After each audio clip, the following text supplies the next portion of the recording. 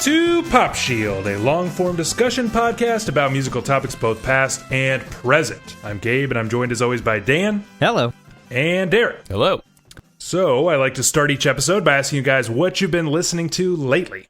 Yeah, I'm going to see Boris on Friday, so I've been getting ready, listening to a lot of I don't know how to say it, Akuma no Yuta or whatever, the one that looks like the Nick Drake Brighter Layer. Okay. You know, it's just such a banging record. I love how it's like just too loud at points and like distorting all over the place and stuff. So, getting stoked. It is a great one. What about you, Darren? Yeah, I never thought I would be saying this, but I've been listening to the latest Tool record, Pure Inoculum, and also didn't think I would actually enjoy it, but I am. What year is this? Yeah.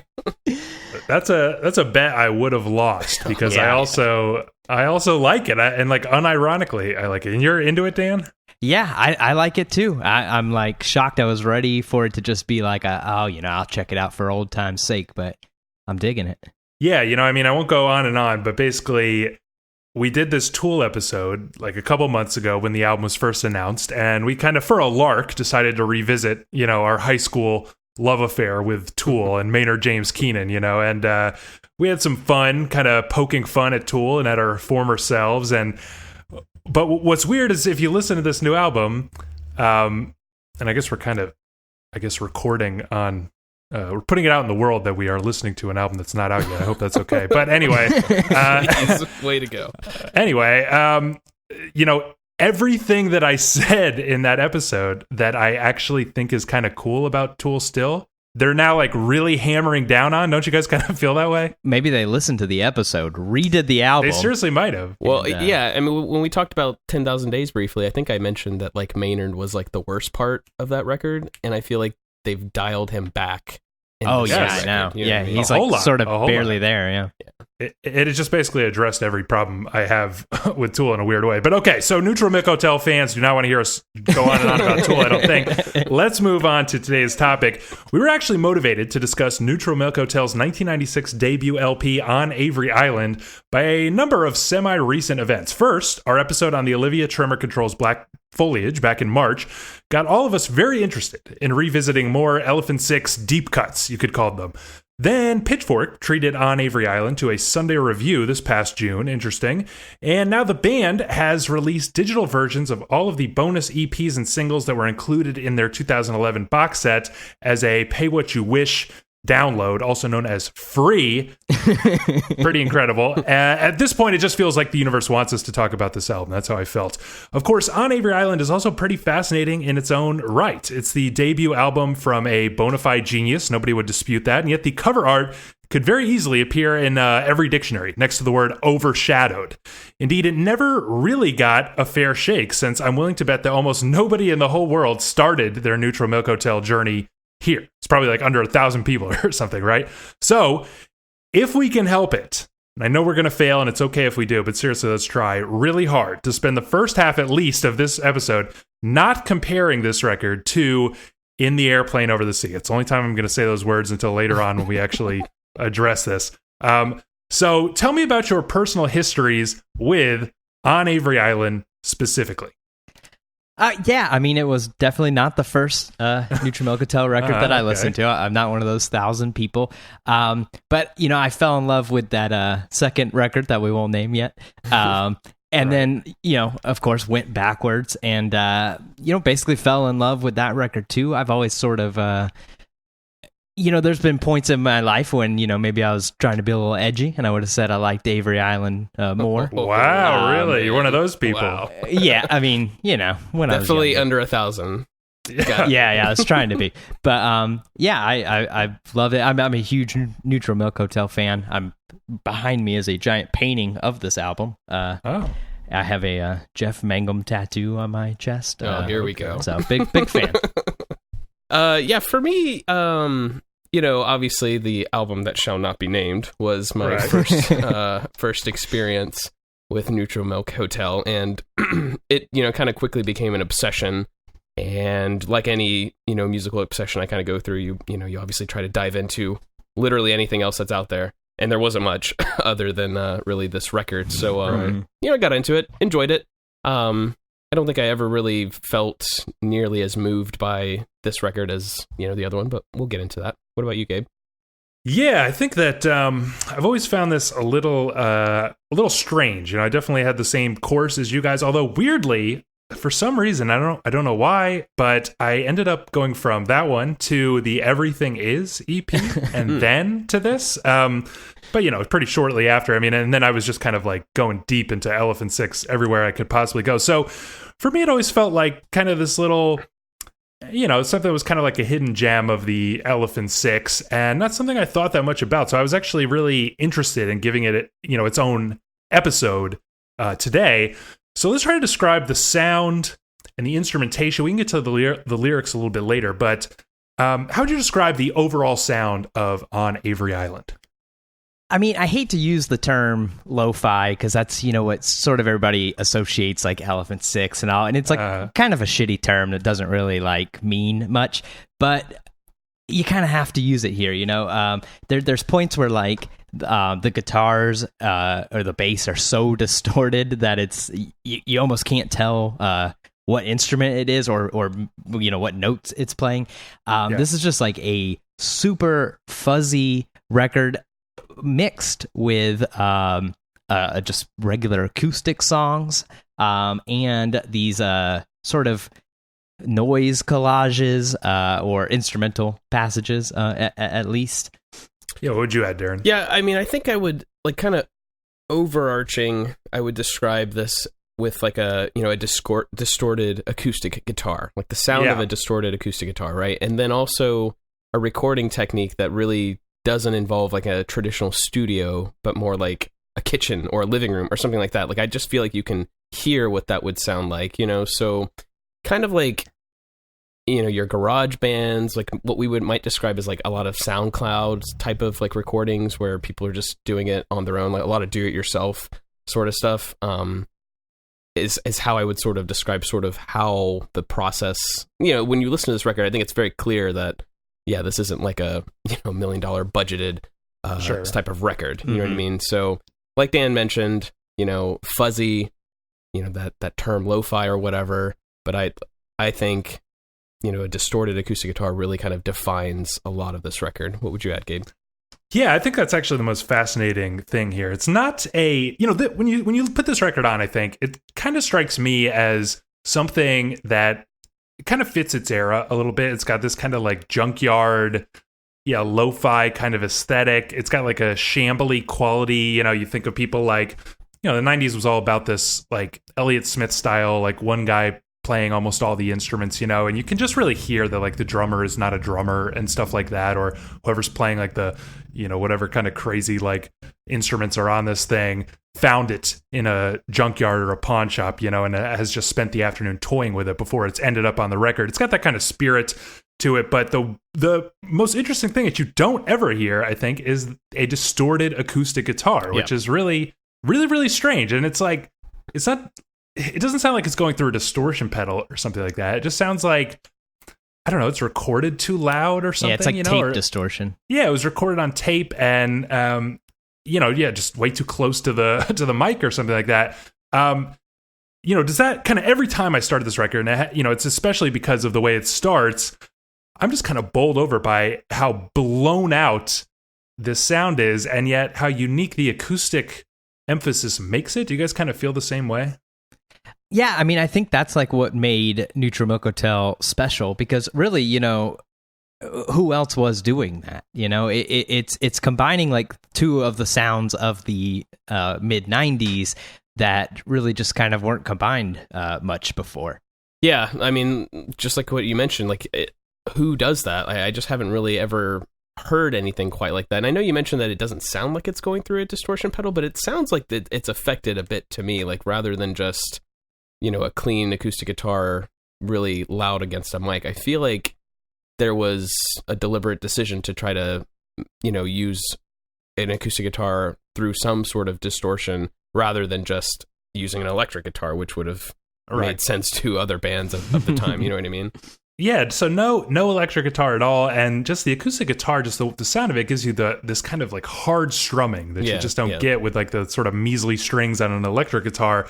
And so there's just something about that like chunky, hard playing, and and yet you're right, Darren, that it's very clearly a choice, because it's not like the vocals are blown out of the water, and actually there are pretty clean songs here. So to me, that's very striking. Now, one thing that's really hard with Neutral Milk Hotel, and just as hard with this album as with the album that we won't talk about yet, figuring out like a genre to call this thing. I mean, does it strike you as like a folk record or like a psychedelic record, or what is this? People like use the term like freak folk a lot, like when discussing Neutral Milk Hotel, and like that sort of works because it is like it has that folk element to it, but it's definitely got like glimmers of psychedelia in it, and just regular indie rock. It's sort of almost defies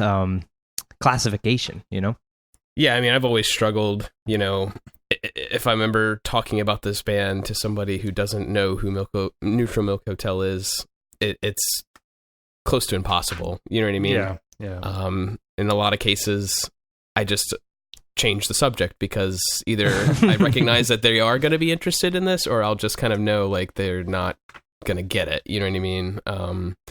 I think folk is about as close as you can get, but I think that you're obviously robbing it of a lot by just saying, it's kind of like a folk or freak folk. You know what I mean? Yeah, and there's like a simplicity to it in the sense of like the chords are basically, they're just like to be like a G A D, and like that's a whole, there's something very simple about it, which gives it like, it sometimes can even start to sound a little bit like punk, but more like the like alternative 80s like underground type punk that was like sort of poppy, like the Replacements or something like that, or like early REM or something, where it's got this kind of like, or the stuff that would like end up on those like what was that compilation, like the whatever CS80 compilation or something like that, where it's kind of fun and lighthearted and like jovial pop, but with like a slightly like indie punk kind of edge to it. Here's a word. Would you guys use the word shoegaze? I mean, when I think of shoegaze, I think of like, a really big like sort of sound, usually some sort of ambience and whatnot. You don't really, I don't think you get that all that much here, maybe during like, the beginning of Pre-Sisters or something, but,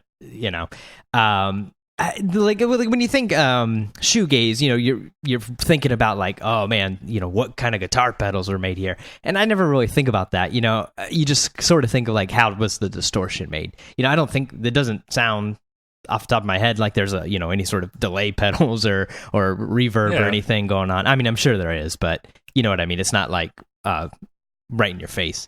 Yeah, I mean, I don't know. I don't think I necessarily agree with shoegaze. When I think of Neutral Milk Hotel, I often think of like the best band at like a local show. You know what I mean? Like that they just stand out as like a folk act, as like an indie act, whatever it is, but they have, it's not as if they're like so unique that they wouldn't be there with like other bands, in the mid 90s, you know what I mean? Like they're not quite that far, you know what I'm saying?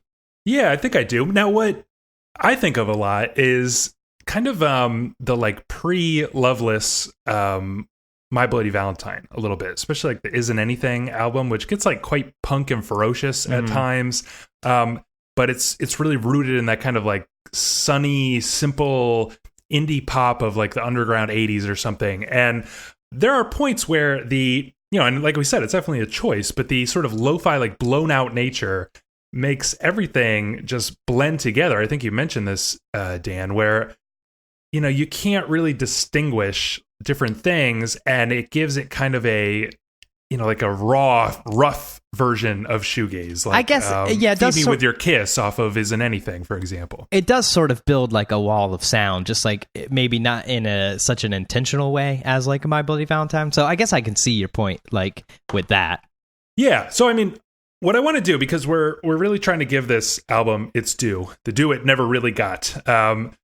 And we're just doing this one album for this whole episode. So I want to dive deeper than we usually do.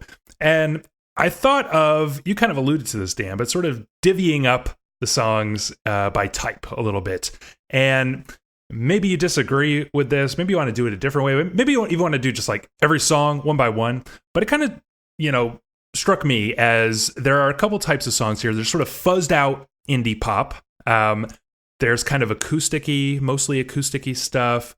A couple somewhere in between songs, and then the noise freakouts that you alluded to. So let's start with the fuzzed out indie pop songs. I sort of noted Song Against Sex, You've Passed, and Gardenhead / Leave Me Alone. Let's dive into a little bit, deeper territory on some of these songs. I think Song Against Sex is just a phenomenal opening track here. You guys agree? Yeah, that's exactly what I was gonna say. It hooks, just from that first little weird wow, wow guitar noise that happens. It really hooks you. I feel like if you like this song, you're gonna like this record. Yeah, I couldn't agree more. I think it really establishes the sound and the theme of the record in such a great way.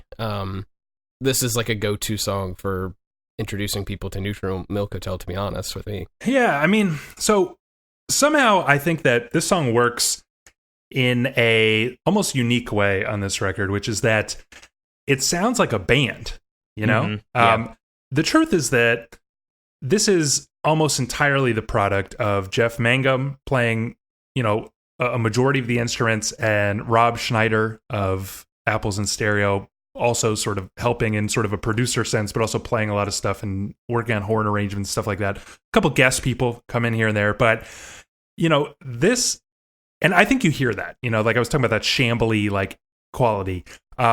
This one, I mean, the bass line just kills.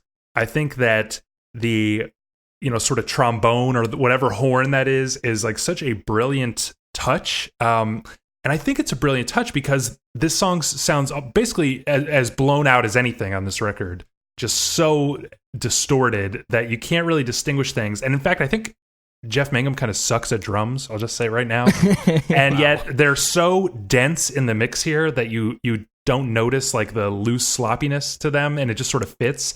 But there's something about the way that the horn and his vocal, which is honestly very horn-like in a lot of ways, are just kind of competing to be heard through the mess. I think that is just such an awesome balance that's going on here. Yeah, those horns are such a great addition to Neutral Milk Hotel, throughout their entire career. It ends here. Yeah, exactly. It just it's such a strange kind of thing. When you think of rock bands adding horns, most of the time that is ska and it fucking sucks, or it's some really corny thing, but here they're just used so perfectly, and I think it's because like you said earlier, it's not like they got fucking Miles Davis playing the horn. It's it's a guy who picked one up at the pawn shop and is tooled around with it a little bit, and so it's that sort of punk idea, but with such a strange, unusual instrument in that world. And it just gives their music a sort of otherworldly quality to it, I think. Yeah, I mean, I just love that about them, and the whole concept of the Elephant Six, of just literally anybody, they're just a group of friends, and hey, what can you play? Oh, I played trombone in high school or something like that, and there's okay, well, come on in and let's just see if we can do something with it, and then it just turns into a great hook for a song. You know what I mean? Imagine one instrument on this song missing, and if the trombone was missing or something, it would be so different. You know what I mean? I love how whatever gets brought to whatever song, including this one, it kind of makes the song in a way. You know what I mean? It's not just thrown in there for no reason. It actually significantly impacts the song, I guess is what I'm trying to say. Yeah, and there's something just kind of there's just like a quality to the horn, which is what I think makes it hard to fit into like most rock music, like you're saying, Dan, which is that it's kind of a silly fucking instrument, to be honest.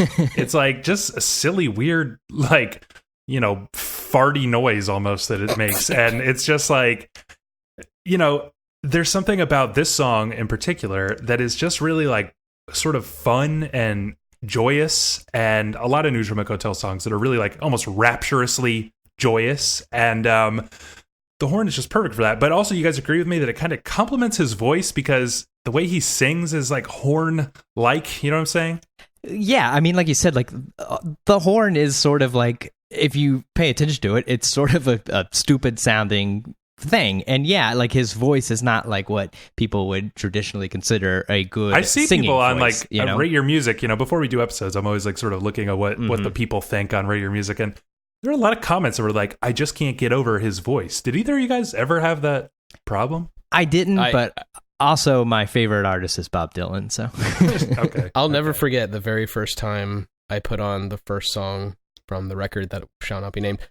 And it was you recommended it to me, Gabe, and I was like, you were like obsessed with it, whatever. Like, all right, let me try this out. And I didn't hate his voice, but it was like off-putting. It was like shocking, I guess. You know what I mean? Like, I was just didn't expect this type of voice at all.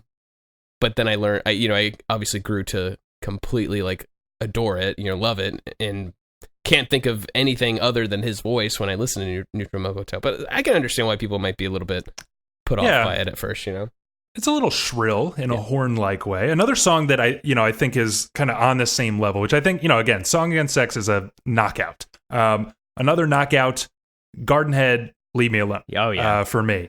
And I think it's working on basically the same level, where it's quite, it's really emphasizing the blown out sort of acoustic sound with the fuzz bass. The drums are like buried in the mix in just the right way, and then you've got the horns and the sort of really soaring vocals, especially on this track, kind of competing to be heard. I think that's such a like fun dynamic. I mean, would you guys agree with me about Gardenhead? And would you describe these songs as fun? And does it feel weird to describe a Neutral Milk Hotel song as fun?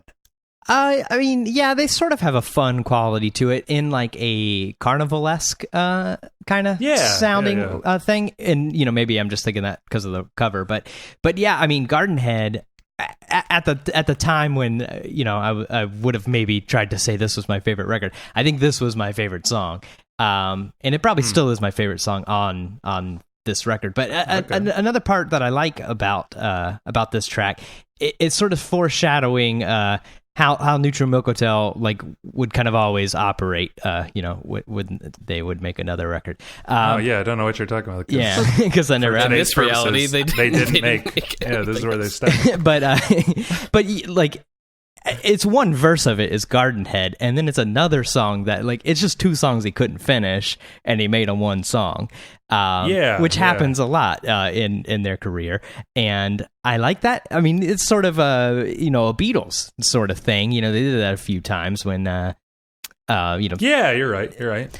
I was going to mention actually that a lot of this album, it's got like just this haze of sort of psychedelic noise over it. There are a couple moments specifically that really make me think of like, if the Beatles stopped at Revolver or something, like this is kind of, and then they were teleported to the 90s in some sort of time machine. If I was just all their money and yeah. Anyway, like, so there's that kind of vibe. So how about the, I want to talk about the other types of songs, but maybe we can jump ahead to these sort of in between songs, the songs that are in between the more like somber acoustic type things. Okay. And these sort of. Can I ask something real quick? I have a question. Because you were talking about like, are these songs fun, right? And I agree, like some of the songs are fun, but I don't know about you guys, but the majority of my experience with Neutral Milk Hotel has been like very individual, right? Like I like just by myself often listening to it. Because I feel like it's a bit of a weird thing to put on with a group of people unless I know everyone is like a Neutral Milk Hotel fan. Did you guys ever? Even then, it would be weird, right? Okay, I guess I'm not alone in that. We always talk about like, it's a weird thing because it's true. It's got a very like, again, I feel like we're breaking the rules a little bit here, but there are certain albums, certain songs that, really they just hit you in this kind of like personal way. They give you that kind of, there are albums like it just, beyond this band that do that, where it's just like, sure, the Smiths or something. It just makes me feel like I'm the only person who understands this or something, even though it's, obviously not true. But, Dan and I, we went and saw Neutral Milk Hotel when they sort of reassembled and toured around for a little bit. And it's one of those vibes where everybody in the crowd is shouting every lyric at the top of their lungs. And it's a very communal vibe, which is weird, right? That's what I was going to say. I've seen Jeff solo twice, and I've seen Neutral Milk Hotel 3 times. And yeah, every single one of those, it was like everyone in the crowd was so excited to be there and shouting every, lyric they could. And yeah, it was very like communal. And also like, my wife loves Neutral Milk Hotel, so me and her like listen to it a lot together and stuff. So I get what you're saying, but yeah, I kind of have the opposite. It kind of gets to work both ways. And honestly, like a lot of my friends, like besides you two, like one of the only like weird bands they know about is Neutral Milk Hotel. So it's sort of the one that you could talk about without sounding like too much of a weirdo. But I think like maybe what you were almost getting at, Darren, is that weirdly, Song Against Sex and Garden Head, they feel like kind of fun.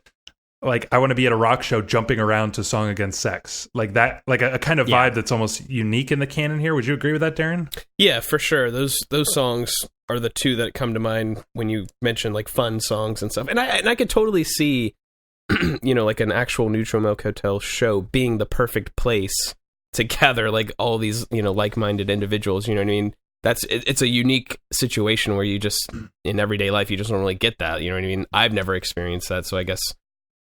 The way I'm sort of looking at it is just from like a singular experience, you know what I mean? But the song is still fun, and I could imagine going to a show and like really enjoying that, you know what I mean? Yeah, and based on what you were saying earlier, these songs in particular give you that vibe of I'm at a local show and I'm having this special moment where I'm hearing something that is completely blowing me away and I'm the only one in the world who knows it, but the 10 people here, we're going to, jump around and dance our asses off to this like really fun song. So, sort of switching gears, right? There are these kind of somber songs, but they're not really the ballads. There's something like this in between. I'm going to come back to the ballads, but I think of songs like Where You'll Find Me Now and Naomi as being, the drums come in and everything, but the fuzz is kind of toned down.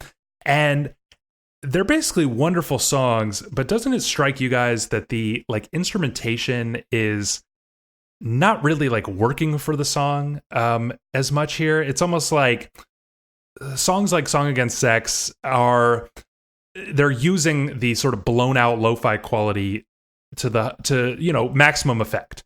Whereas Naomi and Where You'll Find Me Now, they sound like maybe more like demos or something. Well, Where You'll Find Me Now, like originally wasn't going to be on this record. The label like wanted there to be another song, like they didn't think it was long enough. And so that's sort of true. I don't really agree as much with Naomi. I think that's like a really great song. But don't you feel like the drums just suck on that song? I don't know why I'm like so hung up on it, but there's I like Jeff's drumming. He was the original drummer for Olivia Tremor Control. Yeah, I like his drumming. I mean, yeah, it's sloppy and it's amateurish, but like, I dig that about it. I think it goes with the record, and it's got that punk feel to it. I've never even like thought about having a problem with the drums on this record.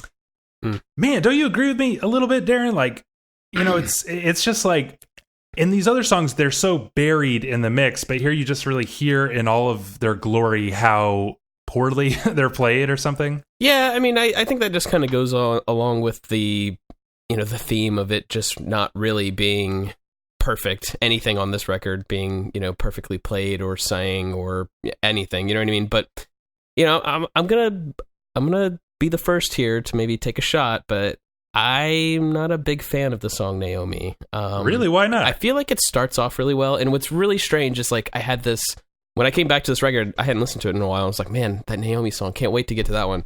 And then when I listened to it, I was just so kind of like over it. I feel like it's too long, you know what I mean? Yeah. And like the whole like just going on and on and on. I'm just not, I don't know, like I know that's like, you know, Jeff does a lot of that, the vocalizing of things like that, but this is like one that I'm just not, I don't know. I just feel like it feels a little demo-ish. Yeah, it just doesn't really go anywhere. It feels like it wasn't like fully worked out yet. And have you ever noticed that the like chord progression is basically the same thing as Where Is My Mind by the Pixies?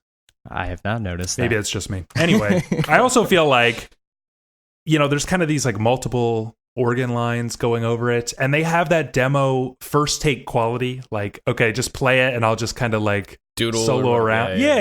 And you know, there's something fun and indie about that, but it sounds like you're not in agreement with us, Dan, that you think this is kind of a highlight of the record, Naomi? I mean, I wouldn't call it a highlight. I just don't think it's a low light either. My wife's gonna be pissed if she listens to it. That's her favorite Neutral Milk Hotel song of all time. Oh my god! Real, yeah.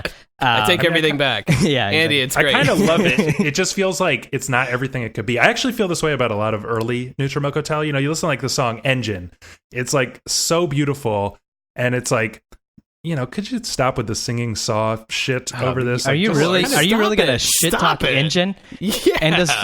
And does talking about Engine count as talking about the future record? Is that after? It's during same sessions. Okay, all right, then we're good.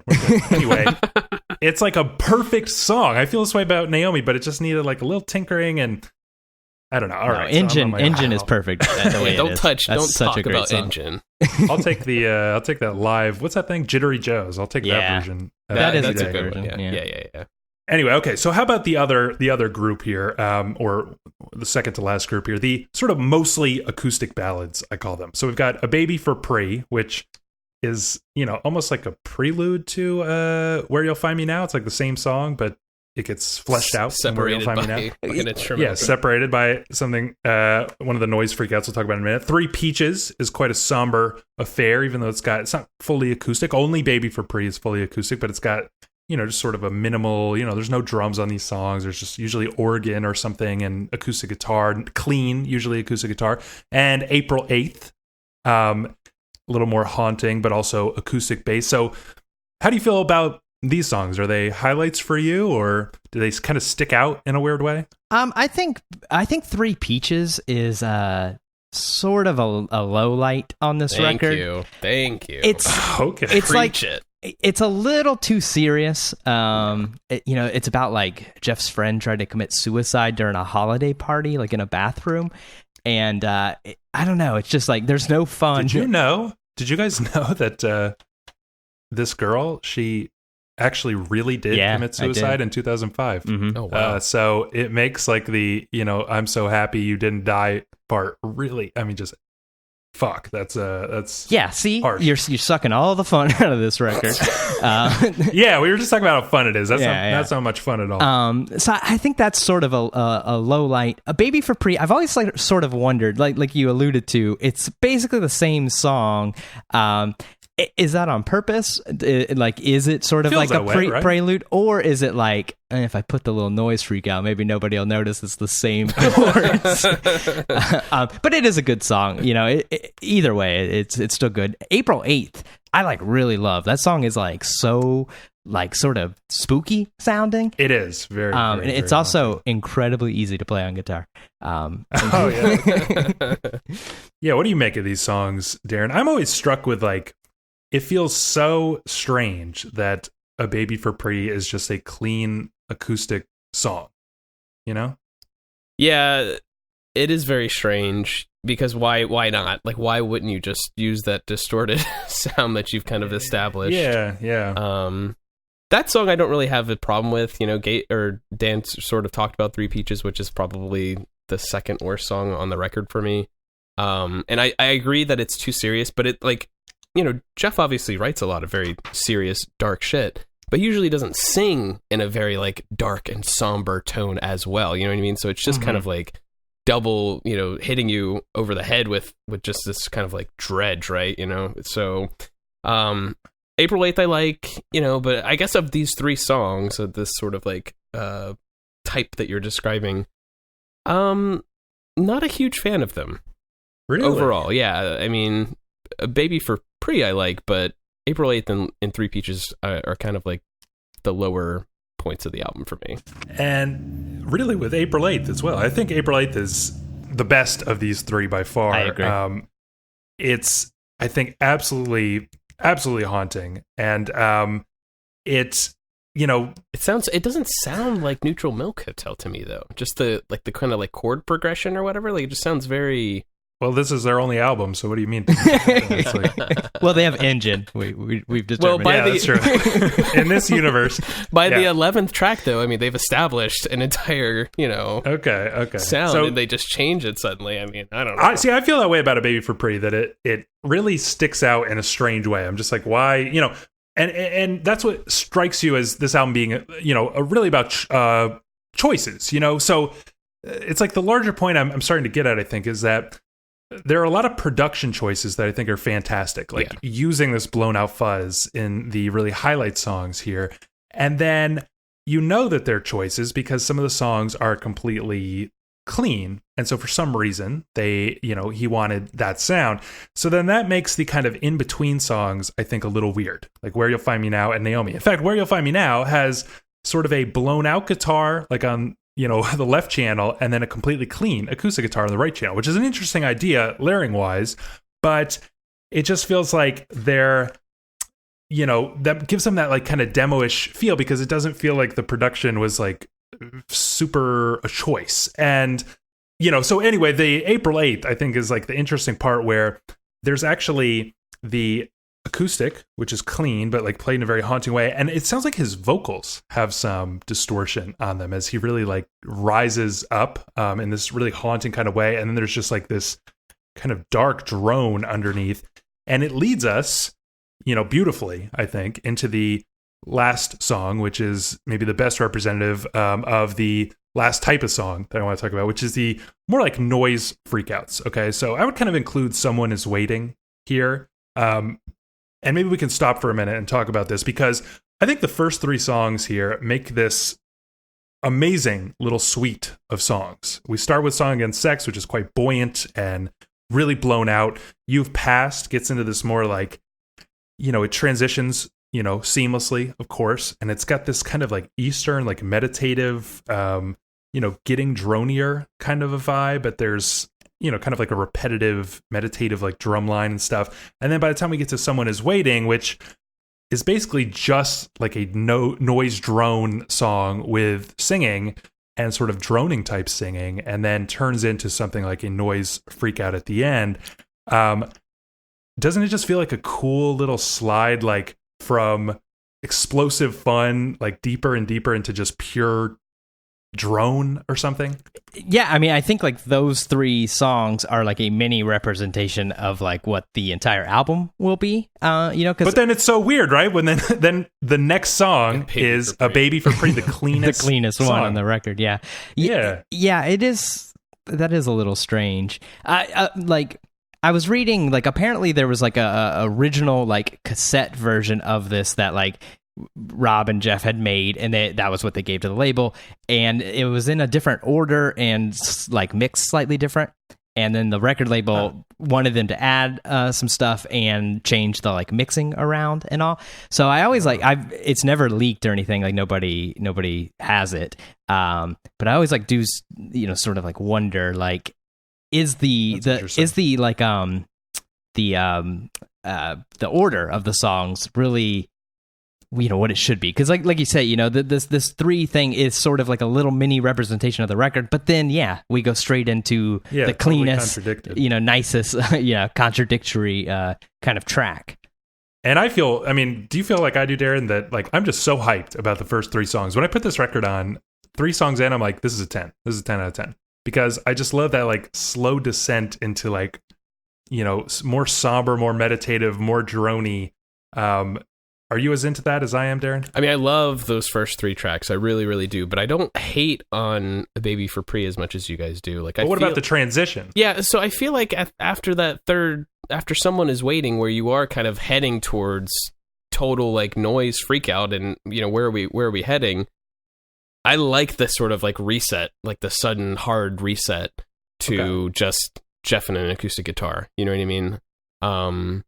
I love the sort of larger sound and the band feel and the noise feel, but I love Jeff Mangum with just an acoustic guitar. You know what I mean? Like, I think the decision to do this song with just him and an acoustic guitar, not add anything to it, I think is smart. I mean, something they might want to consider doing for their next album. Maybe. If only they had stuck around. Yeah. All right. Well, how about like some of the other noise frequencies? So, like I said, I include Someone Is Waiting in that because it really just descends into like chaos. Marching theme we get in between, what basically works like Baby for Pretty as like a prelude to the full song, which feels like, more full developed version, Where You'll Find Me Now, separated by this strange marching theme. We've got Avery Island / April 1st, which is like sort of a minimal synth thing, also kind of a strange left turn, I think. And then actually, let's save the other one. But how do you guys feel about those sort of interlude tracks? I love marching theme. That like, do ya? Yeah, I think it like is in a good place on the record. It's a good breakup of those two songs, and it like really, I've talked about it before. I like when a album's cover matches the music. It like just makes it seem like a defined piece of art. And I mean, marching theme is like what when I hear that song, I think of what is on the cover. This carnival. It's a merry-go-round and stuff. Like it just fits that so well. And then it's like this weird. We've already like earlier in the record. We've established these horns and like sort of strange instrumentation in this like indie rock kind of world. And then marching theme just sort of like takes that to another level. It's like I feel like outside, like if you put like a similar sort of song on like some other band's records, like this could be like the corniest thing you've ever heard or something. But it like just works so well here. Like he's creating like this weird like world, and I don't know, like marching theme just really like ties it together, I think. Yeah, how do you feel about it, Darren? Yeah, I really like marching theme. I kind of to what Dan is getting at. Like I like when albums sort of include, short instrumentals that sort of tie the theme together, you know what I mean? Or act as a nice little bridge between songs, I think as much as I love Jeff's voice, I think instrumental Neutral Milk Hotel is really great. In fact, they ought to do it on their next record, maybe twice. I don't know. Maybe twice. I don't know. Interesting. Just guessing. Yeah, I guess I'm alone then in thinking that this is kind of like a dud that kind of hurts the momentum a little bit, because I think it's kind of cool that like we're back to the fuzz, the flute type sound is here. This is one of those ones that's got that real like Tomorrow Never Knows vibe, because it's got this kind of like blipping, almost bird sound like kind of running over it. And then and it's got that kind of Eastern like meditative type feel to it. All cool. And then it's like basically on the dot. Like the second that I start to think like, well, this is going on a little long, because it really is it feels like just a loop essentially. Yeah. And right when I start to tire of it, it stops. I'm like, cool, perfect. And then we get into like just this kind of like rock thing that goes on definitely too long. Like there's no drums or anything, but it's like a lot of it's what is that second part? I don't like. Do you actually mean like what's playing? Because I'm not sure. But no, I mean just like it's like all of a sudden like like what is going on here? I don't know. You don't feel that way? I think it's just is another layer of like strangeness, and I like it. This is sort of the pleb filter song. If maybe oh, this one. Yeah. This is the one that plebs can't make it all the way through. Okay. Okay. Because I could see somebody being like, oh, Baby for Pretty. The lyrics are a little weird, but I could dig it. But then you get this weird shit, and you're out of there. The real test. All right. Well, what do you think about Avery Island, April 1st? This one, it's kind of like a nice kind of serene quality. It almost makes me think of, something weird about this record, maybe we can get into it more, is that, you think of Baby for Pretty like a prelude to Where You'll Find Me Now. And then I think of Avery Island, April 1st as like something like a coda to that song, because it sort of continues like the kind of like serene vibe that finished Where You'll Find Me Now.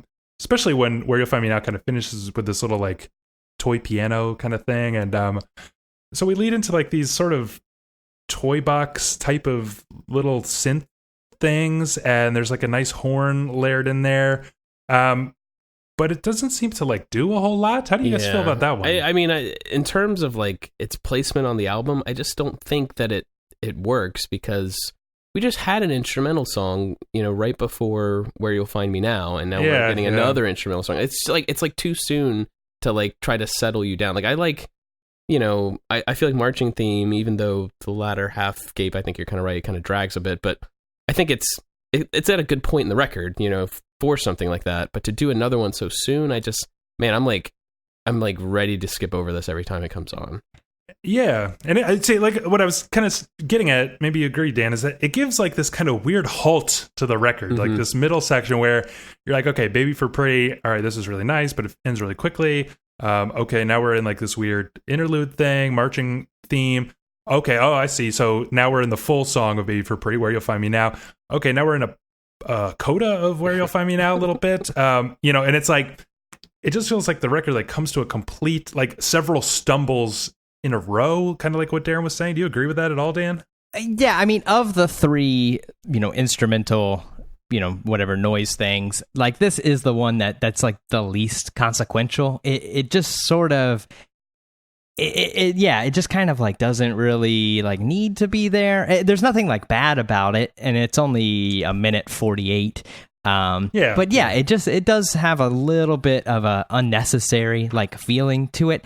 But I will say that I like it makes Garden Head slap a little harder when it starts, like okay, all right, because Garden Head starts like right away with the lyrics and everything, and I feel like that's like kind of a cool placement right after Avery Island, April 1st. But on that original like version I told you about, Avery Island, April 1st is the first. It's the intro track, which I think sort of like works better. Like if you, I found the track list of it. It would go Avery Island into Garden Head as the beginning of the record, which I almost kind of like. I can't imagine this not starting with Song Against Sex. Though. Yeah. Sheesh. Boy, it totally sprung on me. I think I have to like totally reassess everything.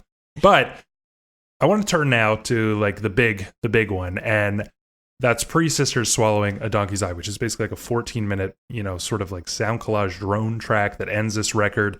I was sort of alluding to the fact that April 8th kind of like leads perfectly into this, just this like explosion of noise. And I think in talking about this song, we can also talk a little bit about how the record flows overall simultaneously, because it's so huge, it gives you the feeling that everything is leading to this. And I actually really like that quality of the album. I don't love Marching Theme, but I agree with you, Dan, that it feels like world building. These sort of interlude songs do a lot to sort of create a wider world.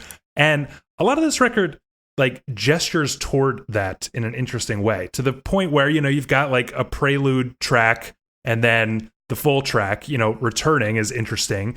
But you've also got like these kind of, dark, like droney noise experiments that it's almost like these fun songs that keep like getting a little bit like too dark, and then it kind of like jumps back. And then finally we get so dark in April 8th that we're now like, it's just like the full explosion of the like pure noise that was threatening to take over the album several times. There are points on this record, like, I think of like the end of Naomi, but also a little bit on the end of Three Peaches does this a little bit. There are a couple times, and then like the droniness of Someone Is Waiting. It like almost seems to, like once you're listening to this record the second time, it like almost hints or like teases you like, hey, don't forget where we're going. We're going toward, total hell. Do you guys kind of feel that? Like it almost gives it a little cohesion. Yeah, that's exactly what I was going to say about this track. Yeah, it's like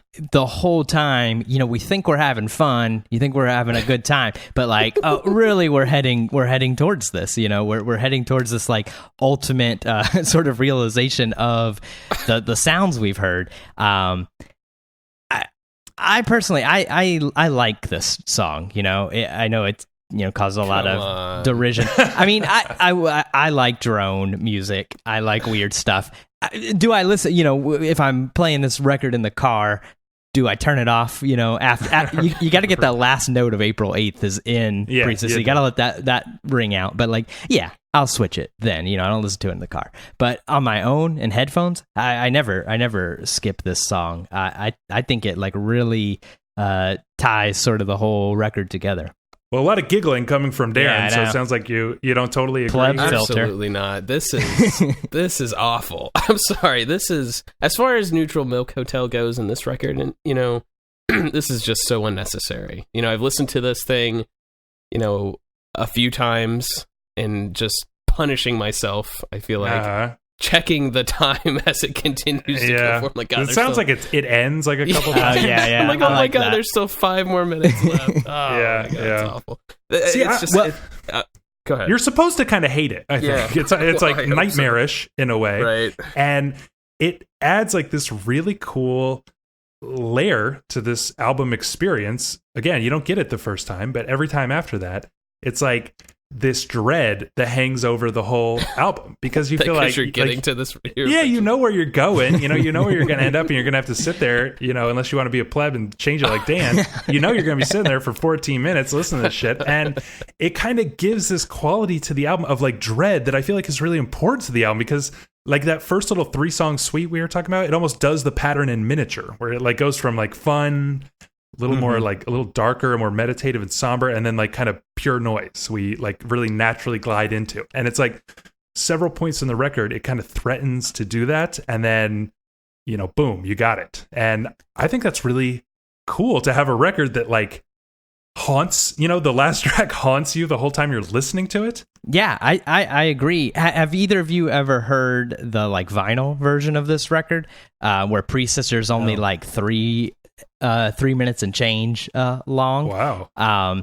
You know, some people prefer that version, you know, for obvious reasons. But I think it loses, like, you know, when you're just having this, it sort of makes it just into another marching theme sort of song instead of like you said, like this thing that's kind of haunting really over robs you. The power. Yeah, it exactly. Yeah, I mean, I get why, you know, they're not going to make it 2 discs so they can, you know, put a noise loop on it for 13 minutes. But well, Darren, I mean, we talked about this a lot actually when we talked about the Olivia Tremor Control's Black Foliage, that song Bark and Below It. Okay, and of course you've got the Green Typewriter suite on their previous album Dusk at Cuba's Castle, where we all kind of agreed that it was like cool conceptually, but not a very fun listen. That it was like meaningful to the record. And I feel very strongly that this last song here is really meaningful to the concept of the record here. But I agree with you, it's not really fun at all to listen to. Would you at least grant that? I think that the concept, the way you described it, and the way it, you know, makes itself known throughout the record, I think is really cool, but I still just, I feel like the last half of the record kind of starts to fall apart for me. And then when we get here, I just don't feel like it's earned. You know what I mean? Like, the way you've described it seems cool, but the reality is you've got a 14-minute track on here at the end of this record that I just feel like doesn't need to be there. And it feels like the record just doesn't end. Like, it doesn't have a great ending for me. You know what I mean? And it really makes up a large percentage of a relatively short album. Right. It does. It's not like, Black Foliage. Although on the plus side, it's not like Black Foliage in the sense that like you don't have to then, you know, somehow like get momentum back to make it through the last like third of the thing. It luckily happens at the end. But it's, I don't know. I mean, would you go so far as to say what I saw a lot of people on Radio Music saying, that it ruins the album, Darren? That's hard to say. You know, I don't want to say it ruins the album, but I feel like it hurts it a lot. But I don't think it's alone, because, you know, I mentioned I kind of have problems with like Three Peaches, and Naomi's kind of like a weak song for me. Even April 8th is kind of weak. So like I'm describing like the last half of the record, pretty much everything after Garden Head, right? I feel like that's sort of problematic. So I don't think it's just this one song necessarily, but you know, would the record overall be better without it? Absolutely. I think it works like a sort of, we've talked about this a lot when it comes to like experimental or minimalist type pieces and stuff. Drone a lot, where it's like the size is important. Like the intimidation, the punishing factor is really important to how the song works. And I think that gives a lot of weight to the album. At the same time, I want to talk just a little bit about the lyrics in the sense that, you know, this last song gives some kind of like conceptual weight to the record. And it sort of helps explain for me what the interlude tracks are doing and stuff like that. And yet lyrically, it's a weird album because the songs don't seem to have anything to do with each other, really. Right.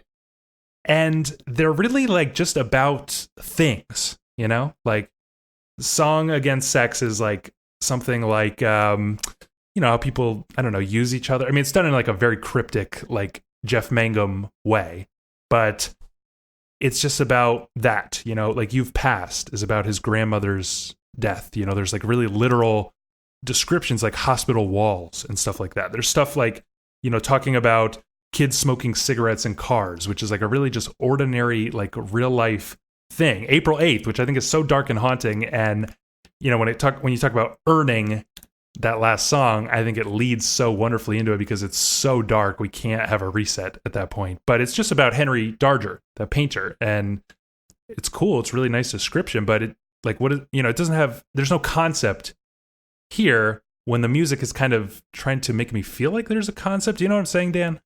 Yeah, I mean, if they were to make another record and it be a concept record, this isn't that, but it's sort of like, you know, you can tell like he almost like wants it to be, or like understands that like, yeah, you know, it should be at least like a you know, a packaged art piece.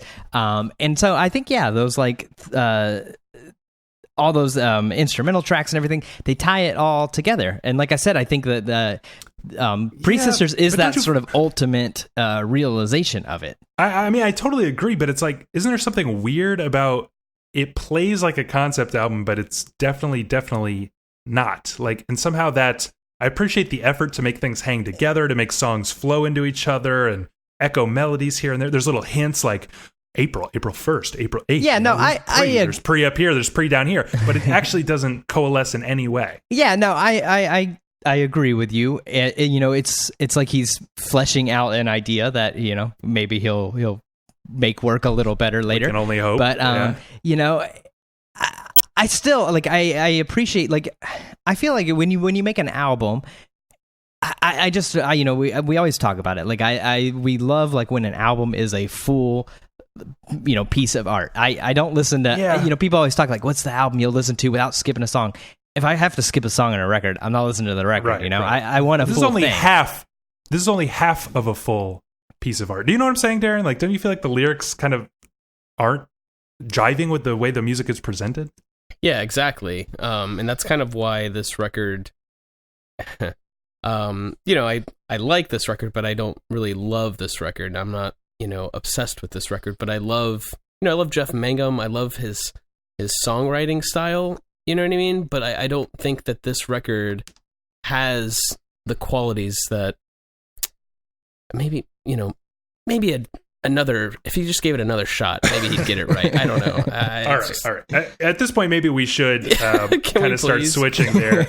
It's so hard. It's so hard I'm not to mention. But I just feel like there's something strange about how it is both a concept album and not a concept album at the same time. Now, turning to the album that, again, we're entering a new reality where actually in 1998, they did release a follow-up called In the Airplane Over the Sea. Maybe you've heard of it. Widely regarded as, you know, just one of the greatest albums ever made. You know, when you listen to Avery Island, do you recognize, you know, hints at the greatness to come? Of course. You know, I didn't want to say it earlier, but I alluded to it. Like marching theme, like really, you know, begets the fool. And you know, like it's sort of like I said, it's like a prototype.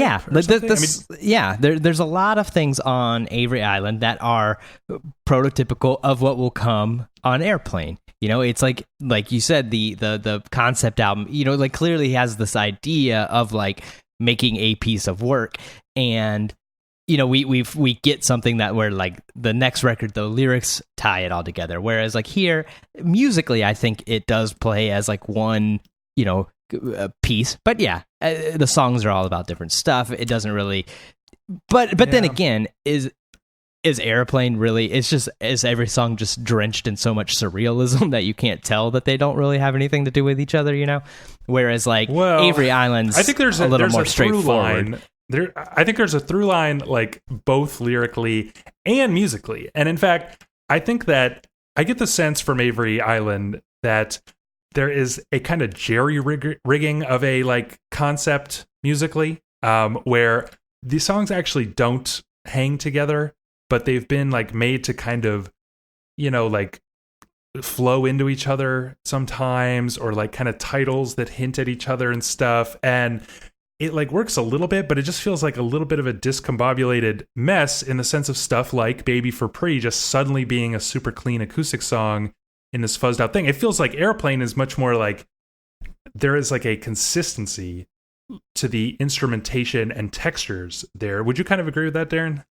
Oh yeah, there's definitely more consistency on Airplane, but like what you had mentioned before, I mean, I feel like there's hints of it all over this record. I think a lot of this record is kind of establishing the sort of sound that becomes the through line of like Aeroplane, right? Jeff with just a single guitar. You know what I mean? Jeff vocalizing melodies that could otherwise have been performed by an instrument. You know what I mean? Like he does some of that here on Avery Island, but he really uses it on, Aeroplane, like at the end of King of Carrot Flowers, right? The decision for Two-Headed Boy to just be him and a guitar, like, I think he's going through those motions on this record and coming away feeling more confident. I think, you were sort of like talking about A Baby for Pre, just being him and a clean acoustic guitar. I like that decision, and I'm glad that they kind of stick to that. I'm sort of glad they dropped the fuzzy, distorted acoustic for the most part going into like Airplane. I mean, there's a little bit of like Holland 1945 feels like kind of the I like one it. Thing. Yes, I like it. Used sparingly. You know what I mean? But I think that they sort of discover. Yeah, and Dan, maybe you can give us a little more history on this, but like he starts like touring with an actual band. Yes, that's key. I think. And I think Absolutely that was key. that's what really like takes things to a new level. But they still maintain that fundamentally Jeff and just a guitar is really the core of Neutral Milk Hotel. Yeah, there's a looseness still on Airplane, but the band like fucking rocks. The drums are just awesome, and that's so. One question I would ask is like, these hints at the greatness to come, do you find that they're distracting and kind of make it hard to enjoy on Avery Island? Because when I hear a song like Where You'll Find Me Now or Naomi, where I think the drums are just so like weak, all I can think about is like how much better they would be with, I can't remember his name, but the guy who drums, Jeremy Barnes, who drums on Airplane. You kind of know what I mean? Yeah, I mean, obviously Jeremy is a better drummer than Jeff. And, I get what you mean, but I think that, like, it works on Avery. Like I said, I appreciate the amateurishness of Mangum's drumming on Avery. Yeah. But, yeah, I agree. I mean, Neutral Milk Hotel, like, didn't become the band that everybody thinks of when they think of Neutral Milk Hotel until, like, the recording of Airplane. So, I think it does work better, to have this, like, instead of just trading whoever is around, which there are additional people on Airplane, but we've got this core group that's working together to like make these songs. Strong, yeah, it's strong. I'm sure they've rehearsed, worked it out. Whereas like Avery is, it's got to be Jeff playing to himself, over each track, which is harder to like make sound like a like an actual band playing. That gives it sort of that demo-ish feel, because that was the point of like the the Tascam Porta Studio that all these people use. Like that was the point of it, was to make demos and then use a real band to make them. But all these people just didn't do that. Yeah, I mean, I'm not gonna lie. I mean, I like on Avery Island, but I'm not gonna lie. I was struggling to not want to just listen to In the Aeroplane Over the Sea. You know what I Yeah, mean? because you find yourself thinking that, like all I can think about when I'm listening to these songs is like, oh, it feels like a warm up for what's, I can't listen to Marching Theme without being like, oh, this is just sort of the warm up for Fool. Like, it makes it very hard for me to enjoy the album. You agree, Darren? Yeah, it does. I mean, and I went and listened to In the Aeroplane Over the Sea just to kind of get my fill on that because, so much of the record, as much as I like it, just hints at what's to come. And then when you listen to In the Aeroplane Over the Sea, it's like you just get this this huge like sigh of relief, just like, like there it is. You know what I mean? Like it's perfect now. You know what I mean? Yeah, and let me say, like, I think that Fool, for some reason, is like the key song on Airplane because it basically sounds like something like a New Orleans like kind of funeral dirge or something. You can imagine like some weird New Orleans festival where they like,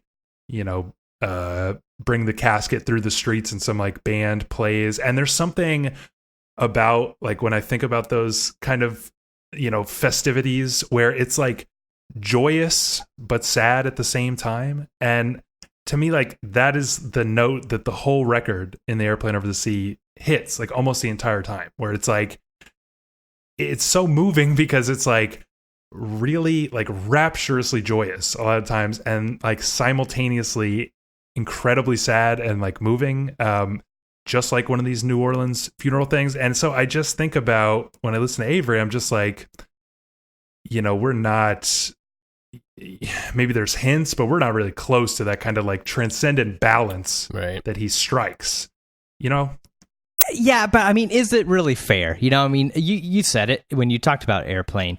Like, Airplane is one of the greatest records ever made, and I think. But it sounds like you've been like at points in your life you've been willing to argue that this is like somewhere close. I think at least I would still argue that Avery is genius and a great record. But I think anytime I tried to say it was better than Airplane, I was just being a dick, like young kid. Okay. Right. Like Airplane is unfairly great, and so I think like comparing, and that's I think why Avery Island sort of doesn't get a fair shake a lot of times is because it's shadowed by this like fantastic record, like what if Dylan only he did Blonde on Blonde, that was only his only 10-10 record, and then it would make the sort of second tier ones, like Nashville Skyline or something, you would really just be like, I feel like it would really put a damper on it, I thought about this a lot because I feel like lyrically I was going to mention that, Mangum is very Dylan-esque to me, where it's just like these like constantly flowing lyrics, like they just keep going and like piling up. And it's almost like it's just verses on the songs, and this like imagery just keeps like spooling out. But, basically their career, it makes me think of like if Dylan had only released his first album, Bob Dylan, and a Blonde on Blonde, like, if you had that kind of discography, that's like how big of a jump up I feel like Airplane is from Avery Island. Do you guys agree with that at all? I mean, I would argue that I like the first Bob Dylan record a lot too. So maybe it is a good thing. But like, you would put it in the same ballpark as Blonde on Blonde? No, but again, I think Blonde on Blonde is the greatest album ever made. So it's it's like it's just unfairly too great to even like kind of compare to other records. And on Avery In the Airplane Over the Sea is like one of those records. Like, if I had to pick 10 best records ever, like Airplane would quite possibly make that list. And so it's like unfairly so much better. But I think it's unfair to like now say, well, that makes On Avery Island not as good because look what we could have. I'm just trying to appreciate the idea because like there's something about Avery Island that is like uniquely overshadowed. It's like I can't even think of. I was trying all week to like think of like another band that has a situation like this, and this is such a unique situation. Yeah, it really is. Yeah, what were you going to say, Darren? The Pitchfork article, the Sunday Review, kind of got me thinking a lot about like sort of like the what ifs scenarios, right? Because I guess from what I'm understanding, and Dan, correct me if I'm wrong. Basically, Jeff, this album Aeroplane got so big, and he just was so overwhelmed and kind of like hid away from the public view, whatever, right? You know, meaning he didn't make any more music basically because of that. Like, what if, On Avery Island was like a mega hit or something, and he was like getting all of this like attention, and then Aeroplane like never possibly would not have happened. You know what I mean? Like, what exactly, how does a songwriter go from something like On Avery Island, or like the way you described, like the Bob Dylan self-titled, to Blonde on Blonde? Like, it's such a huge gap, but I think it has everything to do with like, him being allowed to, basically do whatever he wants. Like, he doesn't have, it's not like other artists where you have to worry about like literally anything. Like, this is just the evolution of what was started on Avery Island and these EPs and all the other, Neutral Milk Hotel stuff. Like, to me, it's great that it happened as fast as it did, I guess. But I don't think that it's like, a massive gap necessarily. Like, I can see how you could go from one to the other, I guess, is my point. Yeah, I guess for me, it just feels like a stunning leap. And it's just far more focused, right? I mean, I think it's a lot more focused, but it's also like just like somehow shooting for the stars, because, like Avery seems to lack basically a grand concept, I think, is a big problem that I have with it. And I guess it's weird because maybe the only reason I want one is because I know that Airplane exists, and has one, and it has like, and Jeff is so good at it. Yeah, it has an incredible concept, which is basically like, it's not like every song is about Anne Frank all the time, but it's like weaving through. And I think that Anne Frank is, for me, just sort of like it's something like a metaphor for just kind of like wishing you could save somebody from something horrible, or something like, it just kind of like works on this like much bigger way. And that feeling is like kind of threaded through everything. So Avery Island is like, I just kept thinking like, it's so funny because I'm like writing on my notes like, kind of weird that all the songs are just about things. And then I was thinking, I would never say that about any other album. It's only because I know that Airplane exists, and I get that it's unfair, but it's like inevitable. I physically cannot stop feeling like this is sort of lesser. But it sounds like, Dan, you're able to just sort of enjoy Avery on its own merits. Yeah, and I mean, maybe it's because I've listened to both of these records like so many times that there's like nothing nothing hidden anymore to them. So maybe I've just broken past that so much that like I blew Airplane out, and I needed to find something to fill that hole. I was like actually maybe going to ask that's you guys. Do you ever, like, it almost feels laughable, but are you ever like, I'm in a Neutral Milk Hotel mood, but more of an Avery mood today? Never. Honestly, like sometimes when I am like want to listen to Neutral Milk Hotel, I frequently listen to that Ferris Wheel on Fire EP because it's the one that's only been existed for 8 years, so I know it slightly less well. But yeah, no, I listen to On Avery quite a bit. And frequently I don't, it's not like, oh, I listen to Avery, now I gotta listen to Airplane, or vice versa. Like this 2 weeks, leading up to doing this podcast, I purposely didn't listen to Airplane so that I could give that fair shake to Avery. Right. And I didn't have to resist huge temptation or anything. Yeah, I mean, I also just, I'm just sort of looking over my notes, and I think about things like Song Against Sex, right? Like lyrically, it again, I would never put this on any other album if they didn't, any other artist, if they hadn't also released In the Airplane Over the Sea. But it's weird that it feels a little silly. I remember listening to this for the first time and thinking like, it's strange that it sounds like Jeff Mangum is having fun, and like lyrically, that song is kind of like, he writes like wonderfully, I think, in a very Dylan-esque way, especially on this song. But it seems to be like about a concentrated topic, which is something like, other people using each other. It's horrible when other people use each other or something for sexual, whatever, power and stuff like that.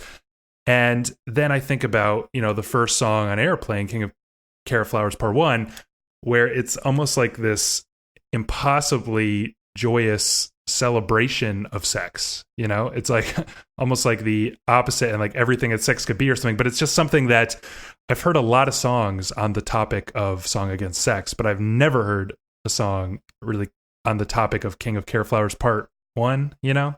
Yeah, but again, like that's an unfair shake to On Avery Island, because Song Against Sex is like such a good like indie rock song. Like it's one of the best indie rock songs. But you're comparing it in kind of like a gem type way, you know. But then you're comparing, like, you know, think of the Beatles. Like, you know, I Want to Hold Your Hand. That's a great song. I mean, is it as good as something on, you know, A Day in the Life? You know, like, no. Right. But is it like, oh, well, I Want to Hold Your Hand sucks because look what they could do. Like, does that make, you know, that song any less good? Yeah, you're right. I mean, I guess that's a good point, because it's like the down to earth, like, I'm so happy you didn't die. How could it possibly compare to the genius of semen staining mountaintops? Oh my God. I guess it's just unfair, but no, I just had to make that joke somewhere in the podcast. Okay, well, you know, I think it's endlessly fascinating to compare these things. But Darren, would you say that there's something about Avery that makes it more than just a history lesson? It's not like, here, the guy who made In the Airplane Over the Sea's first album because he's a genius and you got to hear that. Is there something in its own right that makes this an album worth listening to? You know, I think the production, I think the sort of noisier aspects of this record, as you sort of described it, running through it as a theme, I think makes it worth listening to. Certainly if you are a student of the Elephant Six, or you're just interested in that kind of collective at all, you know, like, it's certainly not a record that you should just avoid. It's not like I would ever say, oh, just listen to Airplane, it's all you ever need. I think this On Avery Island is a bit, you know, I find it, you know, inspiring in a different way than Aeroplane, right? Like, I feel like it's one of those records where you feel like, man, I could get my buddies together and do something like this. You know what I mean? Like, this sounds great. It sounds fun. Like, it doesn't sound impossible. You know, when you think of something like Aeroplane, you know, and you take your pencil and you're attempting to write lyrics, you're immediately going to stop, because it's like, I just can't. You know what I mean? This record makes it feel like, yeah, it's a little bit easier to do. So I would recommend this for sure for people to listen to. I found it inspiring, you know, in my youth, and when we were, like, you know, doing music and writing music and stuff like that. I think this was definitely a fun record to relate to, you know? Yeah. Do you feel like there's something that hurts Avery when most people, I guess every person actually, is listening to In the Airplane Over the Sea first, and you hear like this perfect, fully formed thing, and then it's almost like tarnishing, you know, a god or something to hear him, like, you know, trying stuff and like kind of working things out a little bit. Like, it makes, you know, again, trying to get at this idea of like, why is Avery so overshadowed? Do you think there's any truth to that? I mean, certainly not. I don't think that's fair. You know what I mean? I think it's fascinating to see the record before Aeroplane and kind of see how these ideas were developing. And even more fascinating, I find, like, that Ferris Wheel on Fire EP, right? Because listening to some of those songs, you can hear lyrics that eventually find their way into Aeroplane. Right. But listen to everything else that's being said and all the other lyrics, you know, like, what, you know, I don't know. I just found that, like, really interesting, and like kind of changed my perspective on, like, wow, how you examine a song that you've written and how it can, like, transform completely, or just one small part of something you've created ends up totally somewhere else. You know what I mean? Like, I think that was like, I think that's a really important EP to listen to if you're, like, kind of going through the Neutral Milk Hotel catalog. You know what I mean? Okay. Yeah, I can get on board with that for sure. Dan, I assume you would say that Avery is a kind of must-hear album. Would you consider it a highlight of the Elephant Six? Like, is it like a highlight of the Elephant Six, or is it something that kind of stands out from the Elephant Six? Like, hey, this is just a great album everybody should hear. I think it's both. I mean, I think it's a, like, excellent indie rock record on its own right. And then when it comes to, like, Elephant Six records, like, yeah, this is definitely a top tier, you know, up there with Olivia Tremor Control. Really? Yeah. A top tier. Yeah, I would think that it's in the tier of Aeroplane, you know, Black Foliage, Gay Parade, and Avery Island is up in there.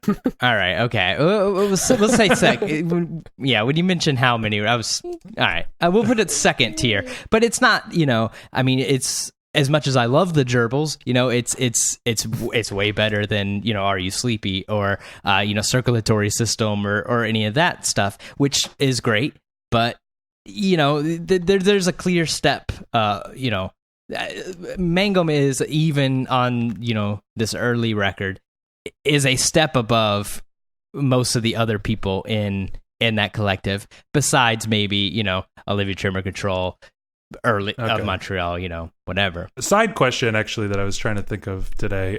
Would you guys consider, like, Apples and Stereo's Fun Trick Noisemaker, like, top tier? Or any of their albums top tier? Nah, they're mid-tier to me. I've never gotten like super obsessed with them or anything. They're always like, when I'm digging through the E6, I'll make my way over to them, but I very rarely start there. Yeah, no, I don't. I've never really been a big Apples and Stereo fan. Wow. Yeah, I just maybe a story for another time, but like I was so put off by like the first couple of like other Elephant Six bands I listened to after Aeroplane, because I guess I was expecting more of Aeroplane like stuff, and that's just kind of not what Apples and Stereo is all about really at all. Maybe they'll have to be the next Elephant Six deep cut then, because I think they're quite underrated without being really in the top tier. Anyway, that was just a side question. I think to wrap up, first off, I want to congratulate everybody. I think we did a pretty good job giving Avery its own big conversation. I really thought that would just fall apart like almost immediately as we started talking about it. But Pitchfork, notoriously hard asses about anything that indie rock fans love lately, just like to shit on everything that's special to us. They gave us an 8.8. I thought that was like generous for Pitchfork, but I remember, Dan, you were like feeling a little upset about that score. I want to know how you feel about that 8.8 and what you would give Avery Island. Well, I'd give it Avery Island a 10. I love this record. The same score as in the Aeroplane? Well, only because all right, I'll give it a 9.99. Wow. I think this is a great record. I absolutely love this record. Oh my God. You sound like a guy with Jeff Mangum tattooed on your chest. I don't have Jeff's face tattooed on my chest. I have a drawing with the bearded version. Well, I had to add the beard after he grew. Yeah, right. But no, I mean, did I expect Pitchfork to give it a 10? Of course not. An 8.8, that's too low. They should have given at least a 9.5. I don't think so. Wow. I mean, I honestly think an 8.8 is high. Okay, don't hate me, Dan. Don't at me, anyone. But I mean, I would probably give it like an 8.5.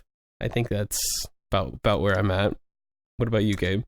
Yeah, I think it's something like, it's got to be in that sort of B&M range. It's, if just for the like sort of exciting take, because I think it's very rooted in the sort of lo-fi of the 90s sound. I thought of people like, I don't know, Sparkle Horse. We talked about him on our old podcast. That came out like maybe just a year before the album we talked about came out, like right around the same time. I think of like Beck's Mellow Gold or something. This is kind of like in the air, but there are certain striking qualities about it that make it feel like a standout, like lo-fi album of the 90s. I don't know about like standout album in the history of albums, the way that like something like Airplane is, or like a must-hear album in general. But it's like, if you're interested in 90s lo-fi, certainly if you're interested in Elephant Six, then it gets into must-hear territory. So for me, that's something like I'd give it like 8.3 B&M, like something like where it's just in that range of like, hey, you ought to stop and check this out. Yeah, man. When that review came out, I tweeted essentially calling Pitchfork clowns for giving it such a low score. So you two just revealed yourselves as the clowns. Yeah. God. All right. Well, I guess that's enough for this week before you guys clown it up even more. So what do you think? We'd love to read your thoughts on the air. You can email us, popshieldpod@gmail.com. We got a new episode 2 weeks. Not sure what we're doing yet, so tune in and find out. If you like the show, help us out. Subscribe, leave us a 5-star review wherever you get your podcast. Stay connected. Twitter, Facebook, Instagram, all that junk is at popshieldpod. And we'll see you in 2 weeks. See ya. So long.